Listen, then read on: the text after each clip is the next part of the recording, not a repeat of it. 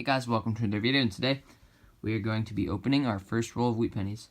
So a quick backstory on how I got these wheat pennies is right before I left that coin shop, I saw some rolls of pennies sitting in a corner, and I asked if they were selling them, and the guy said yes. So I ended up buying 3 whole rolls of wheat pennies, and I don't know what they are. The guy never told me anything about them. They just say wheat pennies on them. So let's see what's in them.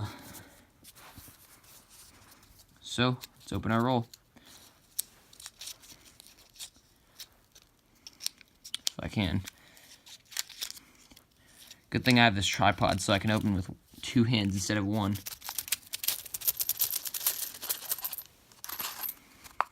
Wow, these actually look pretty old here. Here, I'm gonna bring the camera up here, show you guys what these look like.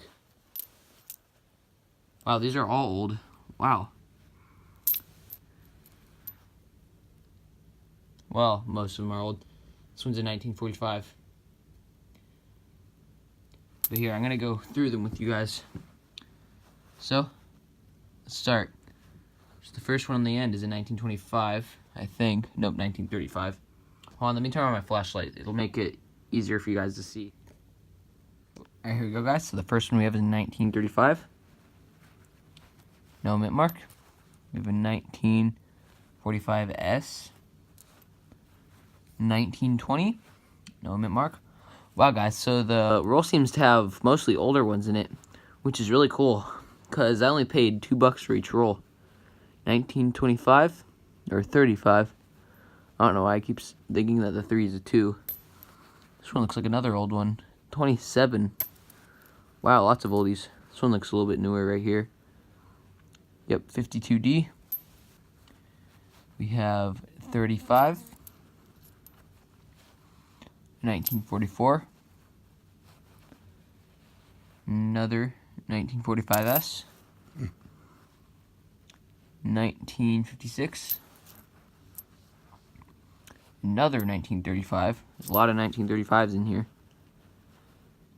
1949. This one looks to be a little bit older, maybe 30s. Yep, another 1935. 1947S.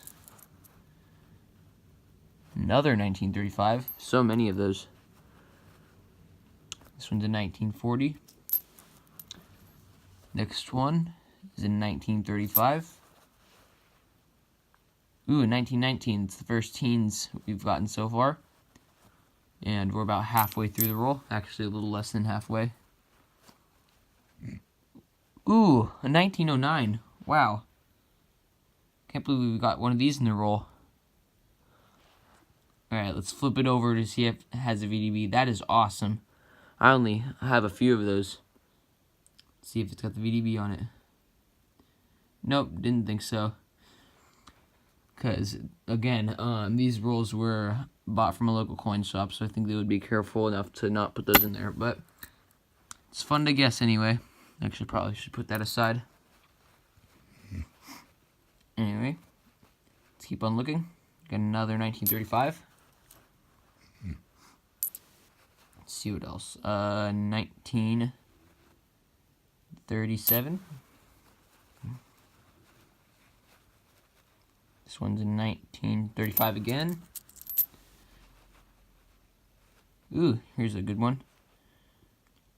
This one's in 1920 Denver mint mark. That's a pretty good year. It's one of the more uncommon ones with a mint mark. So I'll set that aside as well. Got a 1945S. 1949S.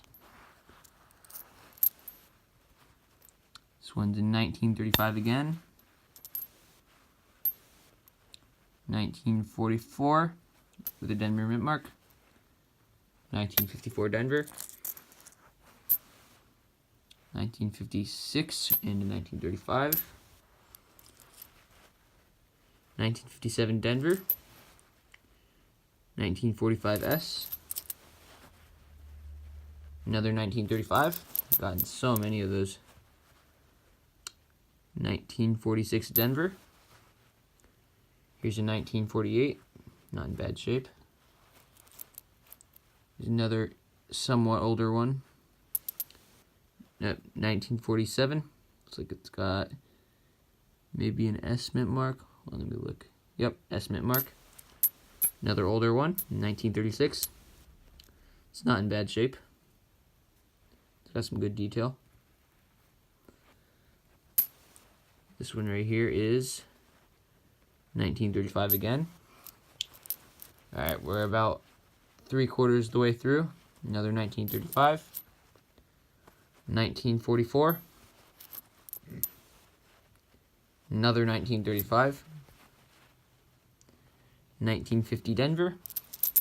This is like the last 8 of them. This one is a 1941 Denver. 1946. This one looks like it may have been cleaned off from metal detecting. It's got that weird look to it.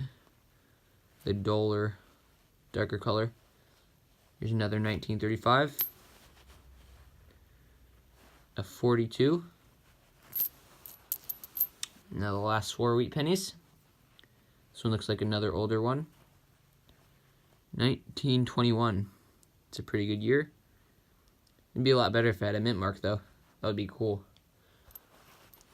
These last few look pretty old. This one looks really old. 1923. That's a good year. This one right here also looks like it's got some age to it. It's just another 1935 though. And our last one is 1946 S. So guys, that was a pretty good roll of wheat pennies if I do not say so myself. I don't know what you guys think, but let me know what you guys think in the comments. So, let's get on to the wrap up. Alright guys, I'm done with that roll, and it's time for that wrap up. So, here's what I found. We have our newest stuff. This is stuff in the 50s.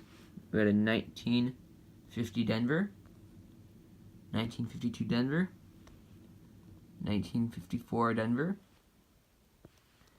1956, 2 1956s, and a 1957 Denver. Alright guys, I'm done with that roll, and it's time for that wrap up.